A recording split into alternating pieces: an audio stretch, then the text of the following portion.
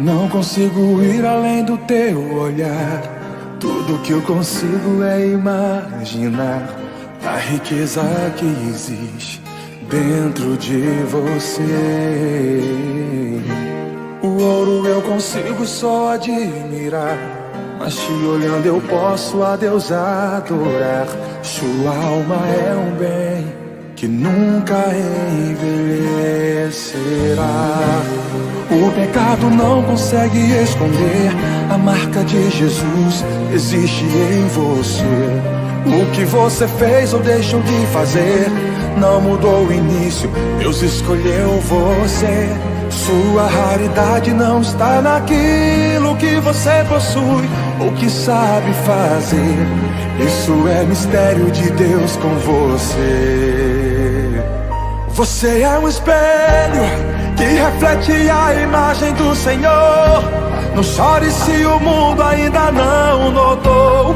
Já é o bastante Deus reconhecer o seu valor.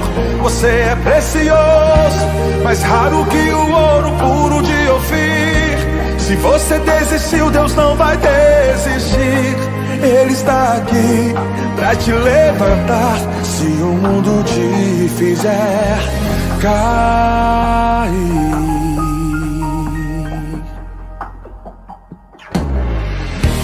O ouro eu consigo só admirar, mas te olhando eu posso a Deus adorar. Sua alma é um bem que nunca envelhecerá. O pecado não consegue esconder a marca de Jesus existe em você. O que você fez ou deixou de fazer não mudou o início, Deus escolheu você. Sua raridade não está naquilo que você possui ou que sabe fazer. Isso é mistério de Deus com você. Você é um espelho que reflete a imagem do Senhor. Não chore se o mundo ainda não notou. Já é o bastante Deus reconhecer o seu valor. Você é precioso, mais raro que o ouro puro de Ofir. Se você desistiu, Deus não vai desistir. Ele está aqui pra te levantar se o mundo te fizer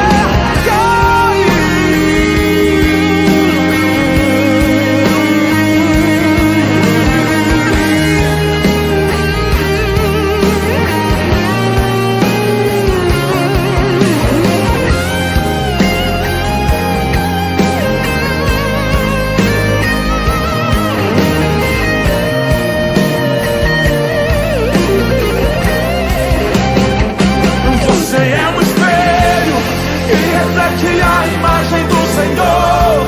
Não chore se o mundo ainda não notou. Já é o bastante Deus reconhecer o seu valor. Você é precioso, mais raro que o ouro puro de Ofir. Se você desistiu, Deus não vai desistir. Ele está aqui pra te levantar se o mundo te fizer.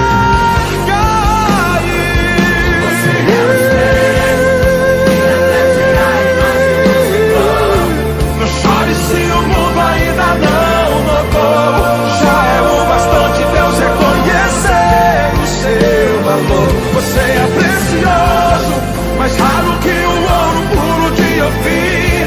Se você desistiu, Deus não vai desistir. Se o mundo te fizer cair.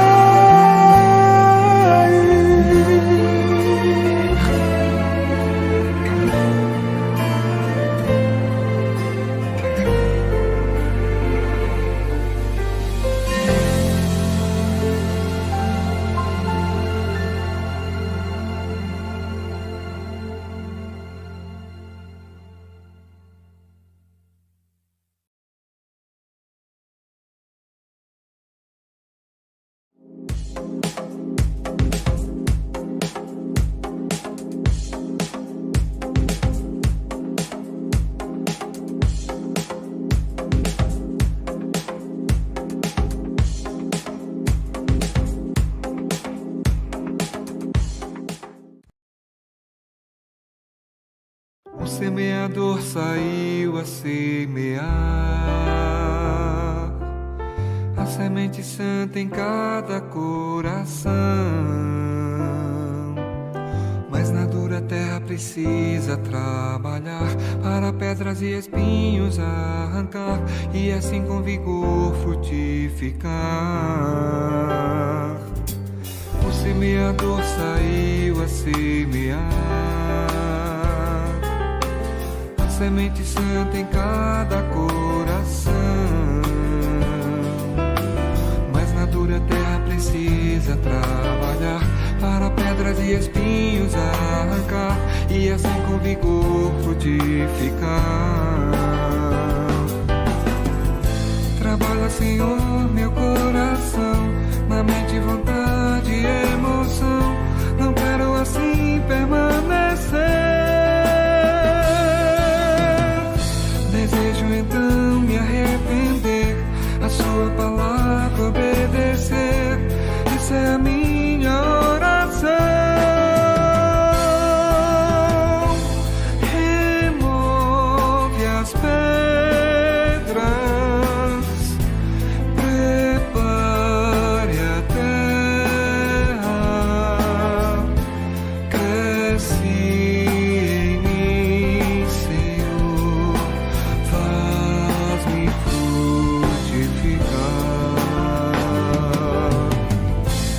Em boa terra, que sempre anela por tua voz ouvir, torna o meu coração.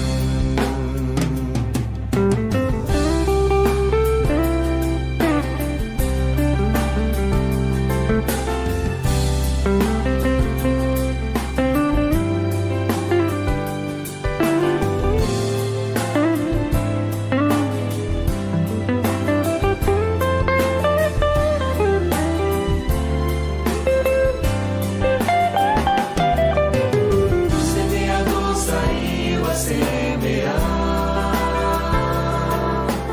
a semente santa em cada coração. Mas na dura terra precisa trabalhar para pedras e espinhos arrancar e assim com vigor frutificar. Trabalha, Senhor, meu coração, na mente, vontade e emoção. Não quero assim permanecer. Desejo então me arrepender, a sua palavra obedecer. Essa é a minha oração. Remove as pedras, prepare a terra, cresce em mim, Senhor, faz-me frutificar.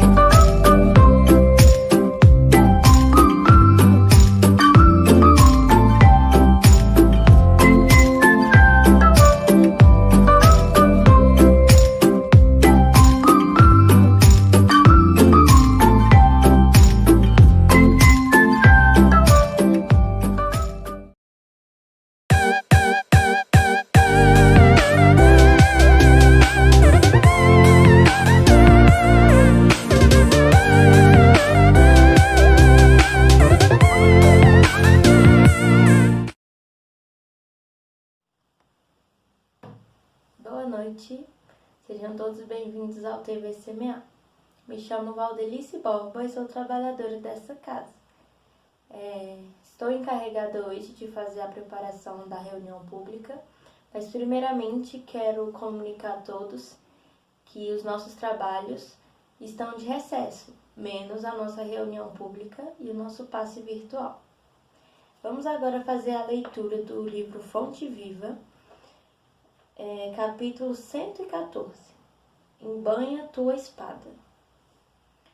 A guerra foi sempre o terror das nações, furacão de inconsciência.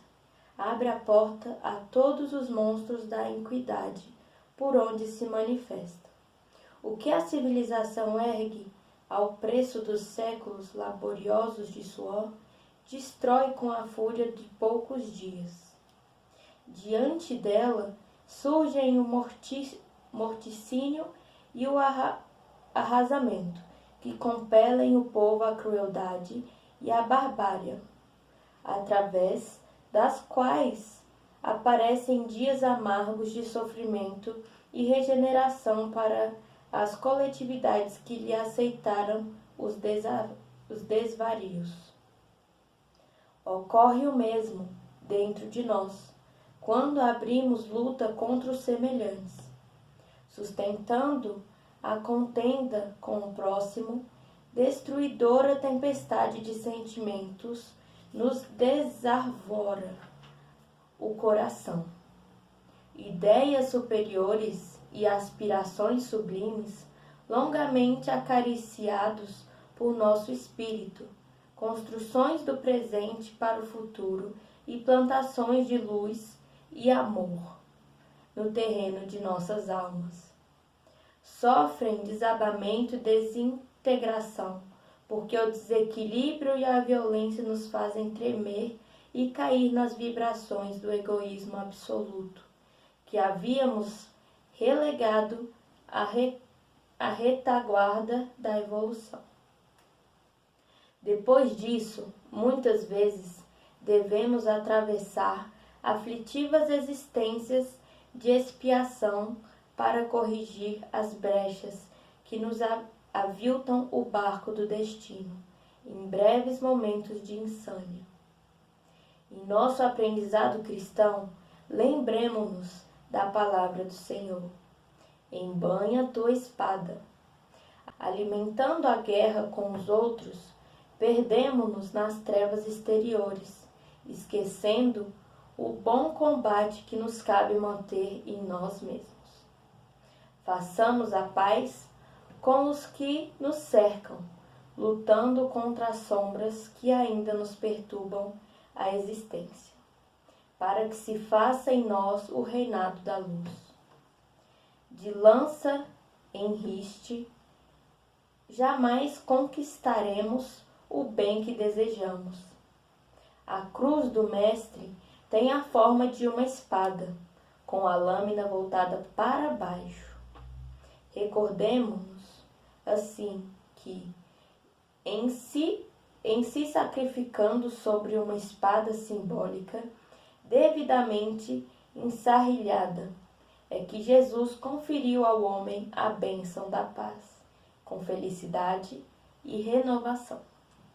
Então, que tenhamos muita paz e desejamos sempre o bem para o nosso próximo, né? Agora eu vou fazer a nossa prece de iniciação, mas antes vou falar a nossa palestrante de hoje. Hoje vamos ter a honra de escutar a explanação da Eva Borba, que é lá do GECAL, e vem falar sobre aprendamos a agradecer. Então vamos todos nos concentrar, fechar os nossos olhos. Pai nosso que estais no céu, santificado seja o vosso nome, venha a nós o vosso reino, seja feita a vossa vontade, assim na terra como no céu. O pão nosso de cada dia nos dai hoje, perdoai as nossas ofensas, assim como nós perdoamos a quem nos tem ofendido. E não nos deixeis cair em tentação, mas livrai-nos de todos os males. Amém.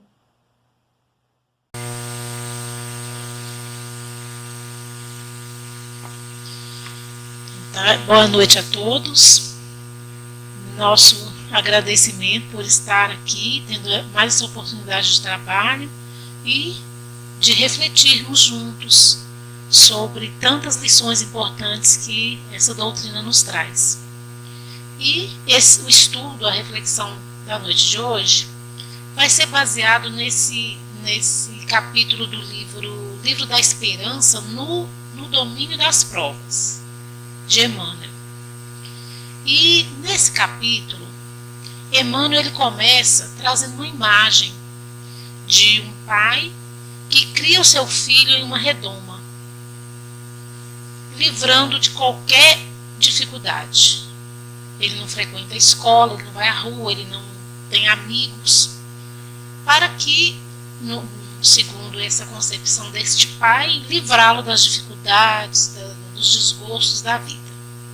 E aí Emmanuel vem dizendo assim, que essa imagem desse pai superprotetor, ela ilustra claramente a nossa necessidade da encarnação e da reencarnação nos mundos inumeráveis, para apurar qualidades e instituir a responsabilidade na consciência.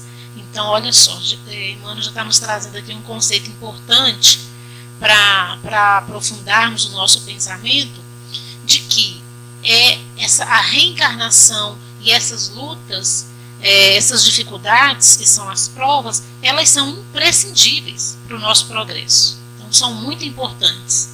E vamos, então, dentro disso, na noite de hoje, vamos pensar com mais profundidade, sobre alargar nossos pensamentos sobre provas, porque é muito importante para nós todos. Então, vamos seguir da seguinte maneira. Nós vamos conceituar provas, vamos fazer uma distinção entre provas e expiações, para que servem as provas, como e quando as escolhemos e, mais importante de tudo, para coroar, como deve ser, como é a aplicação desse conhecimento, sobre isso no nosso aprendizado. Então vamos lá, conceituar provas. Eu trouxe aqui um conceito de Palhano Júnior, que ele escreveu um livro, Filosofia Dicionário Espírita. E aí ele conceitua a prova da seguinte maneira. Prova: disse da situação aflitiva que atesta a capacidade do indivíduo para superar as próprias imperfeições morais. Veja bem, atesta a capacidade do indivíduo. Então, quer dizer, são necessários, é necessário, a prova é necessária para apurar nossas qualidades, atestar, e caminharmos, buscarmos superar nossas imperfeições. Palhano Júnior. E Emmanuel complementa essa conceituação ao dizer, ao comparar as provas como material didático. Então, é material didático, são disciplinas. E aí vamos sempre buscar esse conceito que Emmanuel nos traz aí no livro da Esperança, de que as provas têm por objetivo apurar qualidades e instituir responsabilidades. Instituir responsabilidade na nossa consciência e apurar nossas qualidades. Vamos nos ater a isso para que a gente possa alargar esse nosso conhecimento sobre isso, que é muito importante para, como ele diz aqui, usarmos mesmo dessas dificuldades para apurar nossas qualidades. Aí vamos seguindo, fazer a distinção entre provas e expiações é importante.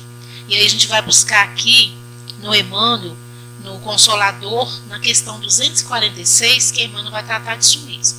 Ele vai dizer o seguinte: provas é a luta que ensina ao discípulo rebelde e preguiçoso a estrada do trabalho e da edificação espiritual.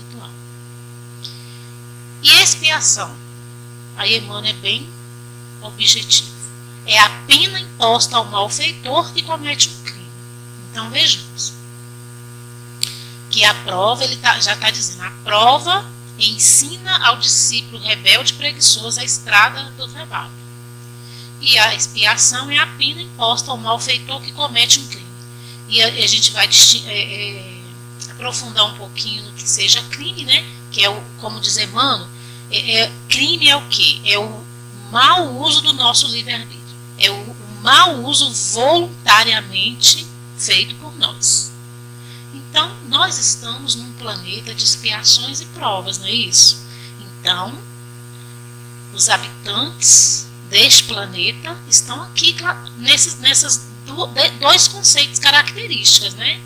Somos esse discípulo, o aluno rebelde, preguiçoso, e também aquele que, vamos até tirar a palavra crime, para não ficar muito pesado, né, para a gente, é aquele que escolheu de forma voluntária, escolheu o mal, por se comprazer no mal.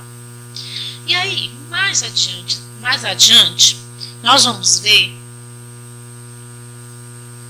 sobre a expiação.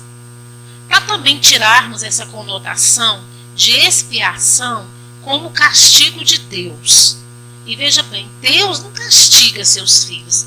Deus é um pai justo, absolutamente, não é isso? Bom, misericordioso, amoroso. Então, Deus não está preocupado com castigos, vingança, penas. Ele está preocupado, também não seria a palavra, ele não se preocupa, ele sabe, né? Que tudo vai caminhando. Ele é um educador, ele não é um vingador, um contador, ele é educador. Então a expiação, ela não tem essa conotação para nós, não deveria ter, de castigo. É preciso, aquele que erra, aquele que comete um erro deliberadamente merece castigo. Não, ele merece reeducação, educação. Então veja bem, nas expiações, o espírito vê-se colocado prisioneiro das más ações cometidas pelo uso indevido do livre-arbítrio. Para não se prejudicar mais, renasce sob processos de contenção. Então veja bem, aquilo que vemos, casos assim, de espíritos que reencarnam em situação muito difícil, deficiência física, mental, tem casos bastante, né? Não podemos ver ali uma coisa importante. Não podemos ver nesses casos nunca classificarmos como uma expiação. Porque veja bem, pode não ser. Nem toda prova é uma expiação, mas toda expiação é uma prova. Então esse espírito que está naquela contenção pode ser sim aquele que deliberadamente optou pelo mal, e agora Deus, na sua feição de pai amoroso e bom e educador, ele põe o seu filho no estado de contenção para não se prejudicar mais. Para não se prejudicar mais, renasce sob processos de contenção. Enfermidades incuráveis, de longo curso, e etc, etc. Porém, pode ser que aquela pessoa que está naquele processo de contenção não seja necessariamente uma expiação, mas pode ser uma prova, ele pediu aquilo. Vamos nos lembrar da conceituação do Emmanuel, quando ele fala das provas, né? Que é as lutas e as dificuldades impostas ao aluno ou discípulo preguiçoso, que precisa avançar, precisa se educar, precisa crescer. Então ele pede aquela prova. Não é uma expiação, é uma dificuldade que ele pediu para apressar, talvez para apressar a sua caminhada. Então nunca podemos, isso é muito importante de ser dito, para não cairmos naquele equívoco de ficar julgando, né? Se a pessoa está desse jeito, né? Num processo com deficiências tão graves, é porque deve ter cometido crimes muito graves, né? Nós temos que ter muito cuidado, não necessariamente. Nem toda prova é uma expiação, mas toda expiação é uma prova. E aí Emmanuel continua, nesse capítulo do livro da Esperança, dificuldades e lutas, que são as provas, semelham a materiais didáticos na escola ou andaimes na construção. Amealhada a cultura ou levantado o edifício, desaparecem uns e outros. Olha só a comparação que faz Emmanuel com andaime na construção de um prédio. Então veja bem, nossa caminhada, nossa evolução é o quê? Construção de virtudes. Então pode ser comparado a um prédio cheio de salas, apartamentos. Para a construção dessas salas, desses apartamentos, é necessário um andaime, né? Depois de construído, ele não é mais necessário. A gente tira. Emmanuel então faz essa comparação. E realmente, podemos pensar e fazer essa correlação dessas salas, desse prédio, né? Pode ser um prédio grande, pode ser um prédio pequeno. Nós mesmos, né?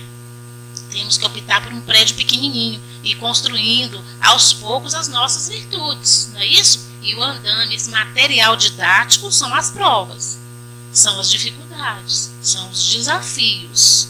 Vistos dessa maneira, pode ser melhor usado por nós. E ele fecha aqui o pensamento dele dizendo o seguinte: abençoemos, pois, as disciplinas e as provas com que a infinita sabedoria nos acrisolam as forças, enrijando-nos o caráter. E veja bem, nós podemos nos fazer essa pergunta: será que nós estamos abençoando mesmo esses desafios que nos chegam, que são necessários? Emmanuel diz, imprescindíveis para a nossa caminhada, para a construção dessas salas, desses prédios. Será que nós estamos abençoando mesmo, agradecendo tudo e nos vendo capazes de superar, capazes de amenizar, resolver? Nós temos que nos fazer essa pergunta, meus irmãos. E aí nós partimos agora para como escolhemos essas disciplinas ou essas provas. Onde e como escolhemos essas provas? Então, veja bem. Vem aqui no Livro dos Espíritos, na questão 259, os Espíritos nos dizendo o seguinte, que nós escolhemos o gênero de nossas provas na erraticidade. Aí eles vêm explicando. Nós escolhemos o gênero de provações. As particularidades correm por conta da posição em que nos colocamos. E, inclusive, aqui nessa resposta dessa questão 259, ele dá um exemplo, né? Digamos, a pessoa passa embaixo de uma escada e essa escada desaba na cabeça da pessoa, aí a pessoa diz, estava escrito. Não necessariamente, é uma particularidade, pode ser um monte de coisas, não pode ser uma imprudência da pessoa, não é isso? De estar andando, por exemplo, trabalhando ou andando no meio de uma construção cheio de ferramentas, escadas, sem um capacete, pode ser imprudência de quem deixou ali. Então, as particularidades não estão aí, não é isso. Cada coisinha tropeçou numa pedra, essa pedra estava no meu caminho, eu escolhi. Não é bem assim o gênero de provas. No livro Missionários da Luz, no capítulo que trata da reencarnação de Sigismundo, nós vamos encontrar muitos ensinamentos sobre isso. Lá eles vão dizendo como é essa escolha das provas. O Alexandre vai explicar para o André, né, porque ele está lá, ele está acompanhando Alexandre de perto a reencarnação do Sigismundo. Todos os detalhes, até o encontro do espermatozoide com o óvulo, tudo. E aí André pergunta, para Alexandre, se todas as reencarnações são daquele jeito, daquela maneira. Ao que Alexandre responde, não. Tem aquelas reencarnações de espíritos elevados já, que eles mesmos sozinhos fazem tudo, né, por conta própria. Já são, né, capacitados para isso. Tem aquelas encarnações de espíritos muito ainda em estado muito primitivo, ou em estado assim de uso do livre-arbítrio muito mal, em que a espiritualidade vai agir de forma diferente. Ele diz que esses espíritos, muito primitivos ainda, as reencarnações, elas são praticamente automáticas. É uma coisa muito assim, né? Sem grandes planejamentos. Porque nesse estado que pode estar esses espíritos, esse período que passa encarnado, ele passa muitas vezes em situação quase inconsciente. Então, o Alexandre diz, é praticamente automático esse processo. Aí ele né, fala, agora, o caso do Segismundo é o que corresponde à maioria, que está se referindo aqui a nós, né, daqui da Terra. A maioria sucede como no caso do Segismundo, que são os espíritos medianos. Aí ele diz, não são nem essencialmente maus, nem essencialmente bons. São aqueles espíritos chamados pendulares. Somos nós, né? Nós estamos aí nessa classificação que Alexandre está trazendo para André Luiz. São os espíritos pendulares, aqueles espíritos assim, que se alguém, né, é o mal, né, se me convencer que o mal não é mal, o mal é bem, eu vou. Ah, mas me convenceu que o bem é bem, eu posso ir. Então, nós somos os pendulares, que somos aí medianos. Então, diz Alexandre que a maioria de nós está classificados aí em espíritos medianos. Então, se nós somos esses, né, como Alexandre está dizendo, então nós, como Segismundo, escolhemos as nossas provas junto com instrutores, familiares, pessoas amigas que já estavam, né, num patamar onde poderiam nos aconselhar, nos instruir. Então, o gênero de provas que escolhemos foi ajudado, foi orientado, aconselhado por um instrutor, um amigo. Como o Segismundo, Alexandre é muito amigo de Segismundo, nós também temos amigos lá e que nos ajudaram na escolha do tipo, né, de prova, do gênero de prova. E esse gênero de prova, como diz lá, né, a resposta dos espíritos, que é o gênero e não a particularidade. E aí esse gênero pode ser o quê? A riqueza, a pobreza, contato com vícios, solidão afetiva, enfermidade, poder, inteligência, beleza, etc. Pode ser qualquer, né, esse gênero de provas, etc, etc.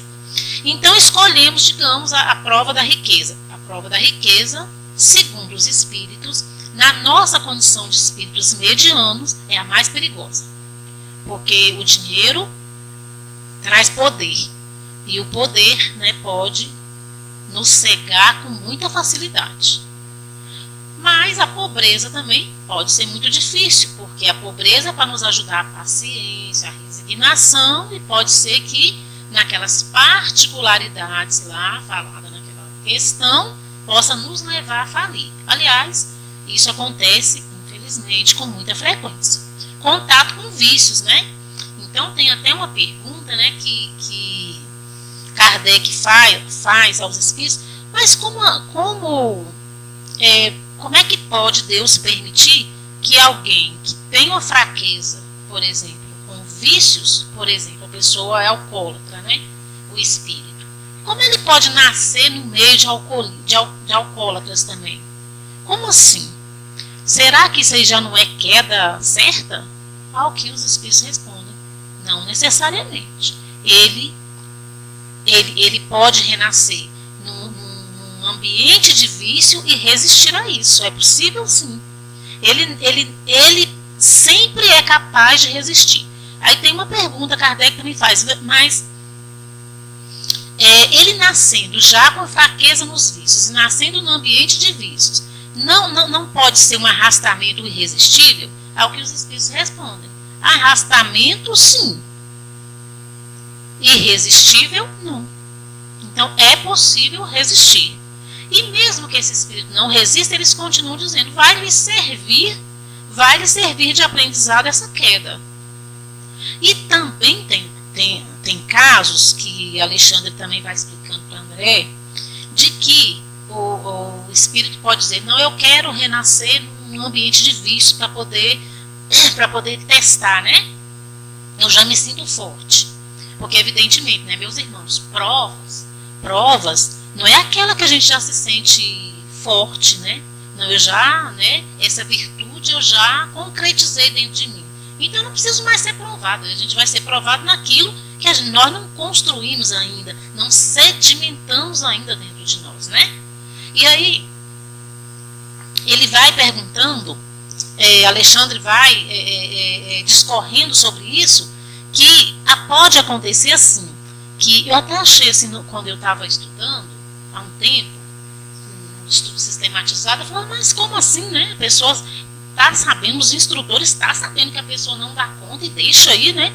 Porque pode acontecer sim, é o livre-arbítrio. Então, o espírito diz, não, mas eu quero ir no ambiente de vício. Aí o instrutor, seus amigos, não vá, você não tem forças ainda, se fortaleça mais, né?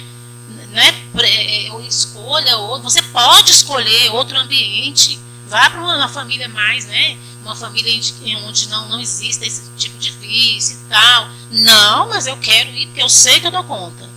Vai e não dá conta e cai. Aí André, né? Fala, mas como assim, Alexandre? Né? A pessoa, né? Os próprios Deus, sobretudo, sabia que isso não ia dar certo. Ele disse, mas André, isso também serve de aprendizado. Que grande aprendizado esse espírito vai ter ao ver que ele é tão orgulhoso que ele não escuta os outros, as pessoas mais sábias que ele. Então é também um aprendizado, vai ser um aprendizado também, não é isso? Então interessante, né, gente, que a gente tem que ouvir, né? Beleza, então olha só, nós já sabemos que as provas que escolhemos foi com a ajuda, né, de instrutores sábios, de pessoas amigas, que nós temos sim, quiçá do nosso anjo guardião, não é isso? Que pode permanecer conosco mesmo depois da desencarnação. Escolhemos juntos, mas quando as provas chegam, o que nós achamos? Nós achamos as provas muito difíceis. E quando nós somos espíritas, e alguém nos diz, igual aqui, né, que nós estamos estudando esse tema, mas foi nós que escolhemos, né? Junto com pessoas sábias e tal. E nós chegamos a duvidar. Mas será que eu escolhi isso mesmo? Não. Deve ter sido um erro aí, né? Mas não foi erro nenhum, né? As provas estão muito difíceis. Muito mesmo, né? Aí vamos voltar ao objetivo das provas. Qual é o objetivo das provas? Tirar o espírito da inércia que muitas vezes se compraz. E que possa trabalhar na melhoria das suas atuais condições de vida. Esse é o objetivo das provas, tirar o espírito da inércia. E veja bem, nós devemos nos perguntar, será que essas provas estão difíceis, muito difíceis, porque nós estamos na inércia? Porque quando os espíritos dizem isso, eles sabem o que estão dizendo, né? Será que nós estamos na inércia? Na preguiça? Sabe aquele aluno preguiçoso e rebelde? Será que não estamos aí? Nós temos que nos perguntar, né? Aí tem outra pergunta que podemos fazer. Será que eu escolhi isso mesmo? Ou eu compliquei sem necessidade? O mais certo é que nós tenhamos complicado sem necessidade.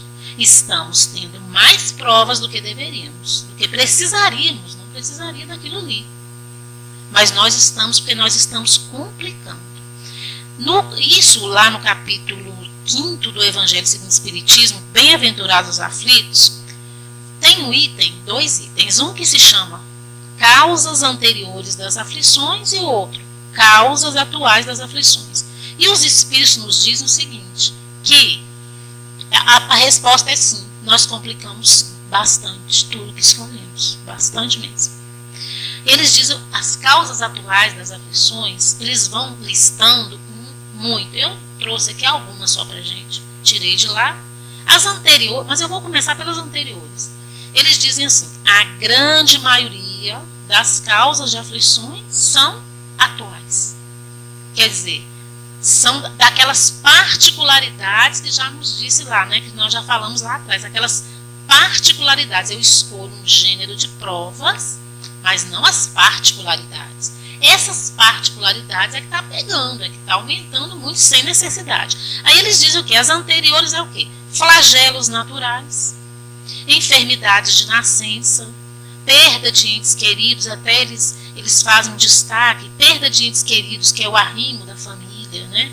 Aquela pessoa ali que deixa, né, a mulher e os filhos numa situação muito difícil do ponto de vista material.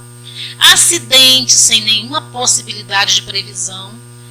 Naquela época eles já colocaram isso aqui, né?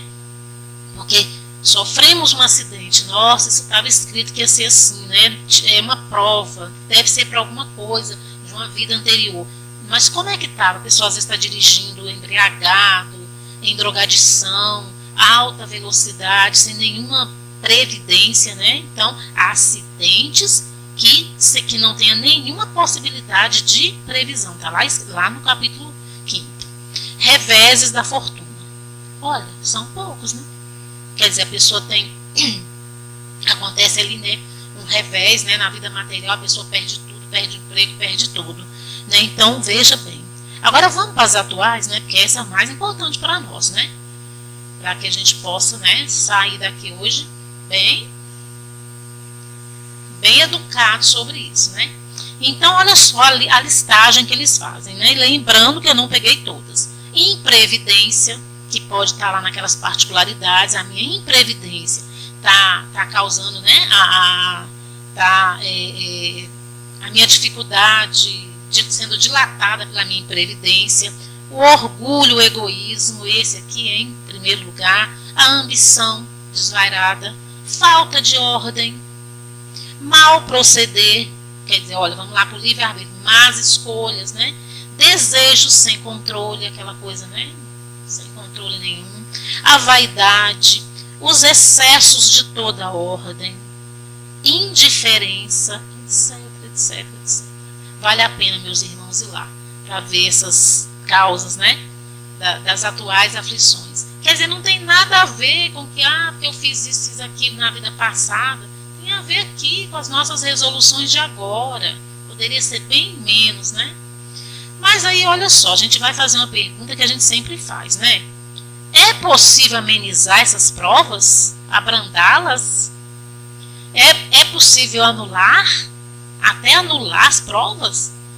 O que a gente acha? Será, gente, que é possível amenizar? É possível simplesmente anular? Aí, olha só, eu ia falar André Luiz, não é André Luiz, Kardec, no Evangelho segundo o Espiritismo, no capítulo 5, no item 26, ele faz essa pergunta. E quem responde é um anjo guardião, assina assim, um anjo guardião. E Kardec pergunta, é lícito ao homem abrandar suas próprias provas? Essas provas foram escolhidas para se reeducar-se nas nossas imperfeições, né? É possível abrandar? Aí, resposta do anjo guardião. As provas têm por fim exercitar a inteligência, tanto quanto a paciência e a resignação. Veja bem, olha só, vamos, né, pegar essa palavrinha. As provas têm por fim exercitar não somente a paciência e a resignação, tem por fim exercitar também a inteligência. O mérito consiste em sofrer, sem murmurar, as consequências dos males que lhe não seja possível evitar, em perseverar na luta, em se não desesperar se não é bem sucedido, nunca, porém, numa negligência que seria mais preguiça do que virtude. Então, veja bem, as provas têm por fim exercitar também a nossa inteligência. Então, aí a gente chega lá no mundo espiritual, pois é, sofri bastante, devo estar bem, né? Porque eu sofri bastante, porque ainda no meio espírita ainda tem essa coisa, né? Esse equívoco. Quanto mais sofrer, melhor. Depende, né? Vai ver que está sofrendo muito, porque não está exercitando o quê? A inteligência. Olha, eu sofri muito, devo ter um lugarzinho aí, nosso lar, né? Que é o céu dos espíritas. E aí o nosso instrutor, nosso amigo espiritual, não, filhinha, você não vai para lá não, sabe por quê? Você não exercitou sua paciência, você não precisava ter sofrido nem um terço do que você sofreu, mas era para você ter exercitado sua inteligência. Ao invés disso, você exercitou bastante a preguiça, a rebeldia, aí, né, agora vai ter que de novo, né, passar por tudo, pois é, né, e é por aí, a gente vê muito isso nos livros aí de André Luiz, né? Muito mesmo, né? E E aí, vamos voltar aqui. O mérito consiste em sofrer sem murmurar as consequências dos males que lhe não seja possível evitar. Aí vamos voltar lá. Qual o mal? Aqueles lá, que foi listado lá no capítulo 5º do Evangelho, não é isso? Um flagelo natural, um acidente que não tinha como prever, não é? Em perseverar na luta, continua o anjo guardião. Em se não desesperar, se não é bem sucedido. E o que será ser bem sucedido, né? Nós pensamos assim, se eu estou com uma enfermidade, ser bem sucedido é me curar dela, uma enfermidade física? Será? Eu estou pleiteando um negócio. Será que eu vou ser bem sucedido se esse negócio frutificar em bens materiais? Nós não podemos afirmar. Por isso que ele diz, não, que nós perseveremos na luta, que não nos desesperemos se tiver aquela... Fracassei. Será? Nós devemos nos perguntar isso. Se foi, bom, eu sim, exercitei minha inteligência, realmente foi uma coisa imprevisível, fiz tudo que estava ao meu alcance. E não deu certo aquele negócio. A minha doença não curou. E aí? Aconteceu um acidente, perdi um ente querido. Nós estamos vivendo aí com 600, né, e tantas mil pessoas só no nosso país que desencarnaram, não é isso? Pela Covid-19. E aí? Como é que ficaríamos? Nós temos que pensar nisso. Então, não foi possível, não foi possível ser diferente mesmo. Então, ele está dizendo, não ir para o desespero, mas ir para a confiança em Deus. Bom, beleza. Então, nós podemos, segundo aqui o anjo guardião, nós podemos amenizar sim, não é isso? Usando a nossa inteligência para isso. Mas e anular? Será que a gente pode anular as provas? Peraí, eu escolhi, de novo, né? Repetindo. Eu escolhi, de acordo com as minhas imperfeições, aquilo que eu preciso trabalhar, e eu posso anular? Como assim? Resposta. Nós podemos anular sim. E quem nos diz é Emmanuel no livro Justiça Divina, capítulo 26. Ele diz assim, que a lei estabelece que as provas e as penas, quer dizer, as provas, né, para o discípulo preguiçoso, as penas para o discípulo que errou deliberadamente. Então, a lei estabelece que as provas e as penas se reduzam ou se extingam, quer dizer, extinguir é acabar, não é isso? Sempre que o aprendiz do progresso ou o devedor da justiça se consagre às tarefas do bem, aceitando espontaneamente o favor de servir e o privilégio de trabalhar. Então, nós podemos até anular nossas provas, segundo Emmanuel, né? Olhando as oportunidades de servir como um favor de Deus e o privilégio, e trabalhar como um privilégio. Mas ele disse assim, aquele que se consagre, né? O aprendiz que se consagre às tarefas do bem. Mas aí vale uma pergunta, mas o que será, né? Trabalhar no bem, tarefa do bem, o que é? Aí a gente vai lá para a questão 886, onde se pergunta, Kardec pergunta aos espíritos, né?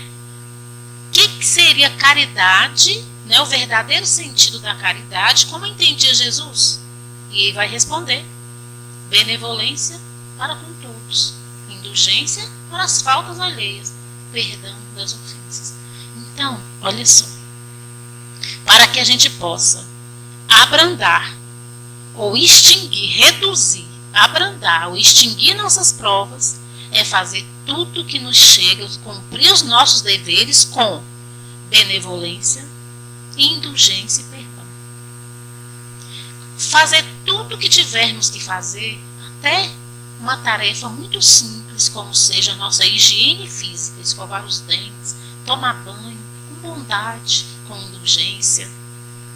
Eu me lembro aqui de uma palestra do André Siqueira, creio que ele já fez palestra aqui no Semear, né? E ele falava sobre justamente essa questão, né? O que é fazer o bem? E ele dizia, fazer bem é fazer tudo bem, com bondade, com indulgência. Já viu como certas pessoas escovam os dentes? Com uma força tão grande que tira a gengiva do dente, de tanta força, com uma rapidez, com uma agressividade. Tenha bondade com sua gengiva. Eu achei tão interessante. Toma banho de um jeito, é uma água muito quente, uma água muito fria, e passa uma esponja no corpo que quase que tira a pele fora.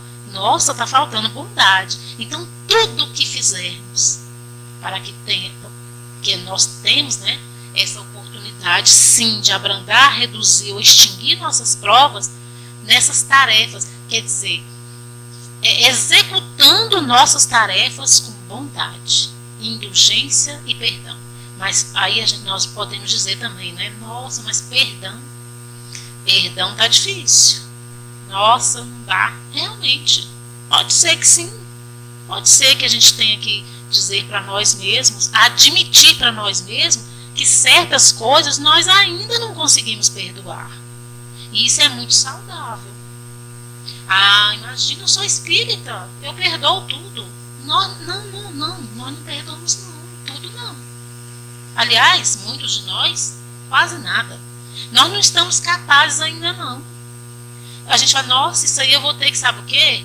Como diz Emmanuel, tem uma lição maravilhosa de Emmanuel que ele diz assim, se nós não conseguirmos perdoar, porque é difícil, né, nesse grau que estamos, nesse nível, pelo menos deixemos para lá, deixa para lá. E realmente tem coisas que a gente tem que admitir para nós mesmos. Nós não damos conta de perdoar. Aí tá, vamos então, né, pro outro, né? Então, e a indulgência? E a indulgência sabe de uma coisa? Eu consigo ser indulgente com as pessoas que eu gosto, que eu vou com a cara, que tem afinidade comigo, eu consigo ser indulgente.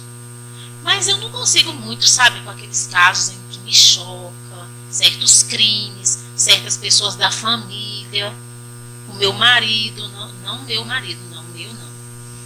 Imagina, né? Eu consigo ser indulgente em certas situações, outras não.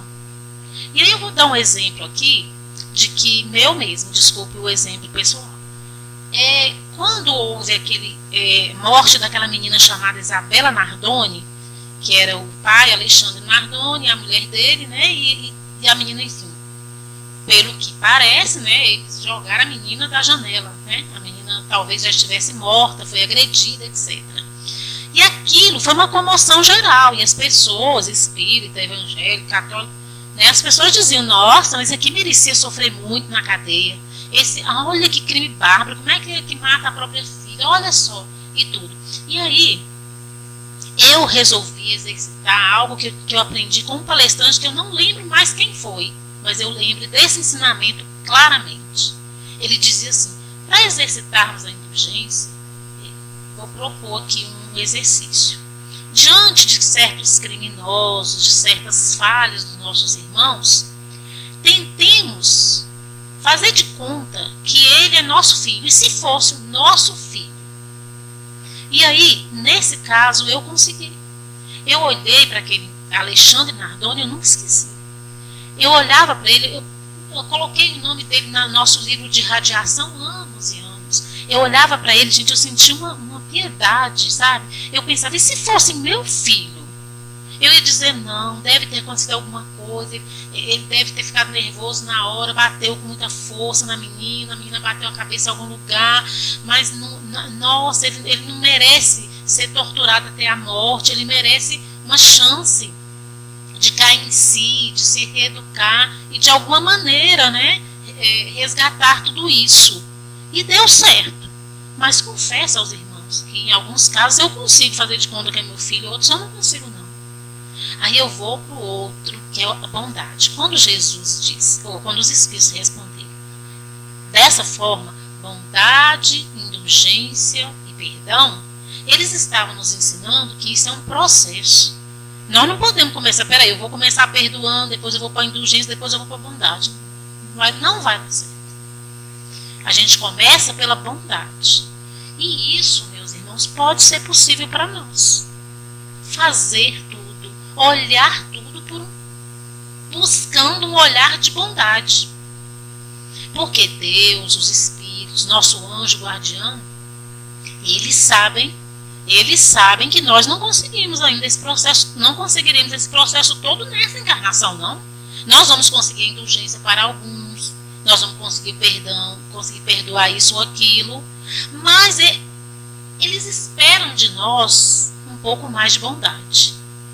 Um pouco mais de bondade, sim, nós podemos exercitar. Lembrando que isso é um grande incentivo aqui, nós podemos pensar assim, que é bom, é produtivo, de que olhar tudo e fazer tudo com bondade, nós estamos caminhando nesse processo todo de chegar à caridade, que fora da caridade não há salvação. Salvação de quê, gente? Salvar o quê? As nossas imperfeições, né? Salvar a nós mesmos. De nós mesmos, não é dos outros não. Então nós podemos então ver essas provas que escolhemos, que achamos difíceis, que caímos, que fracassamos. No livro Mensageiros vai ter lá contando como é, né, essas quedas, né? Exercitando a bondade. Exercitando a bondade nós podemos ter sim, até extintas. E aí caminhando, nós vamos ver que a crença no Espiritismo nos ajuda muito nesse processo. Porque o que está nos ensinando, o que a doutrina espírita nos ensina aqui? Nesse capítulo mesmo, o 5º, Bem-aventurados os aflitos, vai falar justamente sobre o que é a resignação. Provas e expiações, não é isso? O que Deus espera de nós? Resignação, paciência. E o Espiritismo nos ensina essa resignação ativa. Essa palavra resignação ativa, quem usa muito é Joana de Ângeles. Porque a resignação passiva, gente, é simplesmente um nome bonito, sofisticado para preguiça mesmo. Preguiça e rebeldia. Joana de Ângeles chama de resignação ativa aquela em que usamos a nossa inteligência e usamos, sabe o que? A nossa fé. Para poder dar conta das dificuldades que nos chegam. Porque sabemos agora que Alexandre lá nos ensinou, né, para André Luiz e para nós também, porque a obra de André Luiz é a nossa própria saga. Não é a saga do André Luiz, não. É a nossa saga. Ele ensinou para nós que nós podemos. Que nós escolhemos aquilo ali junto com pessoas capazes de nos ajudar. Então nós podemos superar. E lá os Espíritos vêm nos dizendo no Evangelho que a maioria das nossas provas são de agora, atuais, as aflições. Então realmente nós estamos presos naquela frase de Emmanuel, aquele discípulo preguiçoso e rebelde. Então vamos pensar um pouquinho juntos, né? Que essa resignação ativa, ela pode seguir um caminho, né, de reflexão de nossa parte.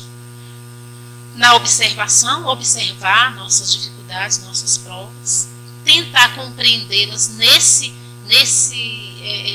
ensinamento que nos traz, né, a doutrina espírita, a aceitação daquelas dificuldades como sendo capazes de nos elevar a um padrão melhor, dependendo da forma que conduzirmos e da ação.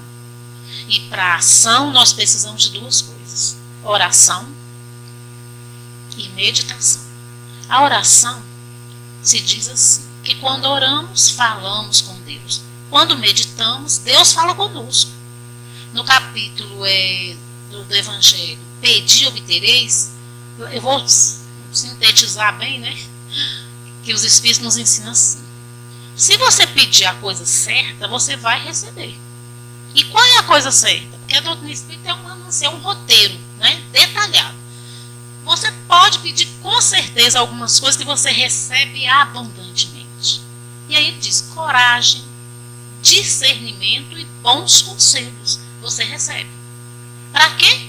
Para ação melhor diante das nossas dificuldades, das nossas provas. E a meditação tem milhões de técnicas, né? Entre elas, eu vou orar e acalmar a minha mente para ouvir meu anjo guardião, o que ele quer me dizer, me ajudar a me intuir o que eu faço. Ai, estou tão confusa, eu estou tão assim, não sei o que eu faço. Então espere um pouco, que as coisas vão se aclarando. Espere um pouco, né? Se está confuso, não sabe o que fazer, não faça nada, espera mais um pouquinho. As coisas vão melhorar. André Luiz diz naquele livro Conduta Espírita, Sinal Verde, ele diz o seguinte, que as coisas estão tão difíceis, a pessoa, nossa, se desespera, e aí se esperasse um pouquinho, ele diz, em 2 ou 3 semanas aquilo se resolvia sozinho. Mas a pessoa já complicou tudo, porque se desespera, né?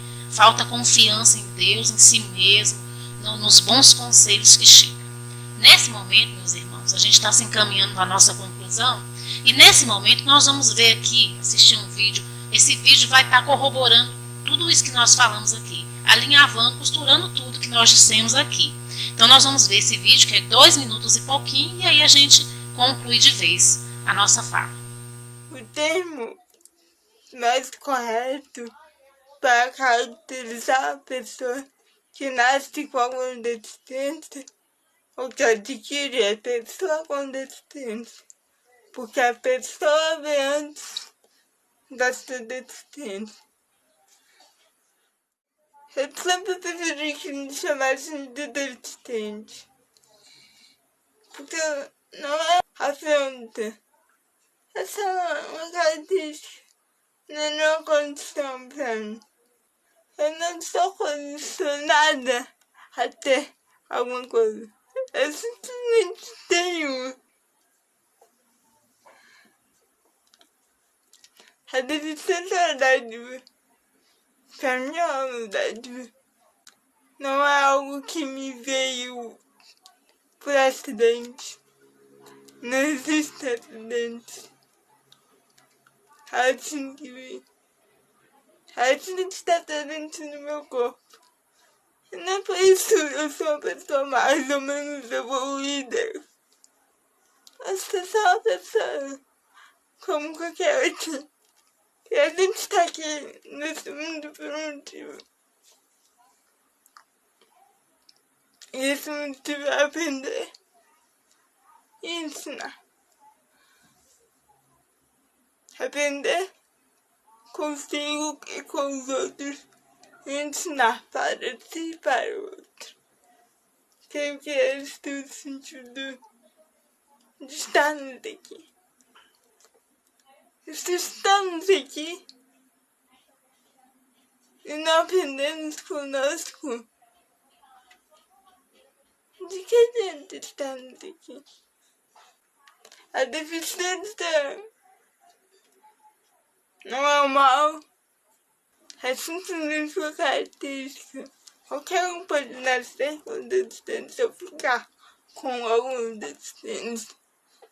Todo bem ou todo mal vem do que você faz com o que você tem. O que você tem é o que você tem, não importa. Agora, o que você faz com o que você tem é o que vai definir se o que você tem é bom ou se o que você tem é ruim. Eu amo ser deficiente. Eu tenho muito orgulho disso. E você tem orgulho de quem é? Beijo, gente. Com esse vídeo que sintetizou tudo que foi falado hoje, né, gente? Não requer nenhum comentário. Eu vou encerrar com a palavra do nosso mestre para nós. Não rogo que os tire do mundo, mas que os livre do mal. Está em João capítulo 17, nesse capítulo aqui, 17, Jesus está lá se despedindo dos discípulos e ele faz uma oração para si mesmo e ele faz uma oração pelos discípulos, quer dizer, por nós também. E ele diz isso para eles lá. Vale a pena, sabe? Lermos e refletirmos, pensarmos, meditarmos nesse capítulo de João 17. Não rogo que os tire do mundo, mas que os livre do mal. Tenho-vos dito isto, quer dizer, ensinado tudo isso, para que tenhais paz. No mundo tereis aflição, mas tens bom ânimo, eu venci o mundo. Vinde a mim, todos os que estáis cansados e oprimidos, e eu vos aliviarei. Boa noite, meus queridos irmãos.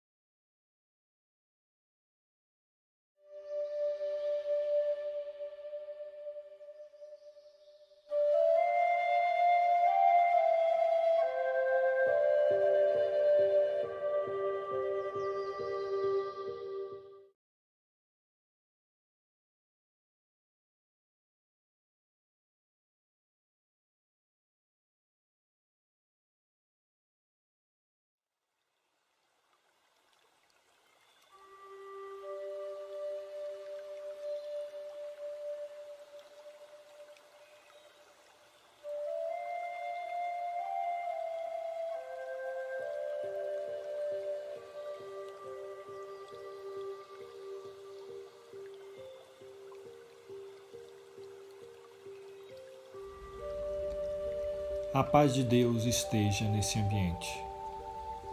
Seja bem-vindo à sala de passe virtual da Fraternidade Espírita Semear. Esclarecemos que o passe tem por propósito auxiliar na recuperação física, mental e espiritual, substituindo os fluidos deletérios por fluidos benéficos. Durante o passe, ocorrem trocas de energias físicas, mentais e espirituais guiadas pelo mais puro dos sentimentos, o amor. Esclarecemos ainda que essa energia amorosa auxilia no reequilíbrio dos pensamentos e emoções, restabelecendo a harmonia íntima. Dessa forma, o passe deve ser utilizado quando houver necessidade ou até que se sinta reequilibrado. Nesse momento, daremos início à aplicação do passe.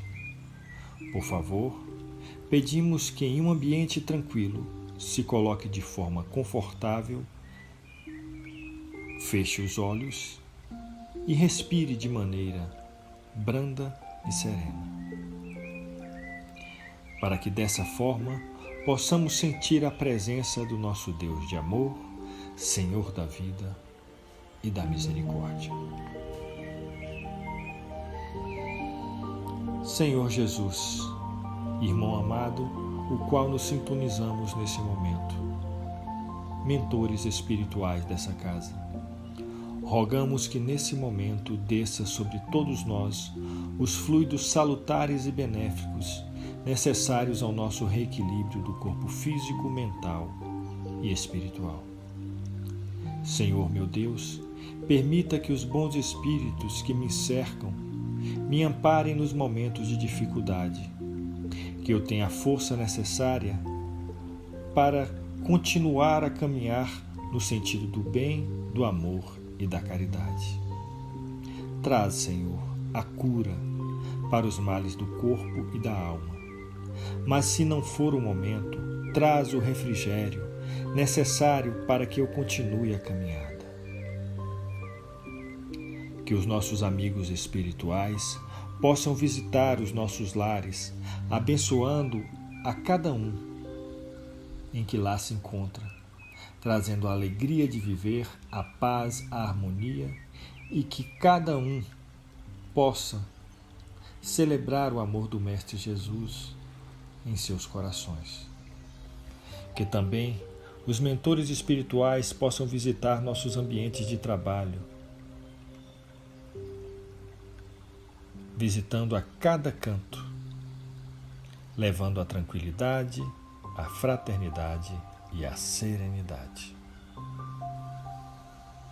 Que esses bons fluidos se estendam para cada um de nós, amigos e familiares, trazendo o conforto que tanto desejamos, a coragem e a fé para continuarmos a nossa estrada evolutiva. Nesse momento, em que estamos chegando nos momentos finais do nosso passe, convido todos vocês para fazermos a oração que o Mestre nos ensinou. Pai nosso que estais nos céus, santificado seja o vosso nome. Venha a nós o vosso reino. Seja feita a vossa vontade, assim na terra como nos céus. O pão nosso de cada dia nos dai hoje. Perdoai as nossas ofensas, assim como nós perdoamos a quem nos tem ofendido. E não nos deixeis cair em tentação, mas livrai-nos de todo o mal. E nesse momento, calmamente, abre os olhos, retrocedendo ao nosso ambiente em paz e com vibrações fraternais. E agradecidos que somos ao nosso Mestre Jesus e aos mentores espirituais dessa casa, damos graças a Deus, a Jesus, e que assim seja. Obrigado, Senhor.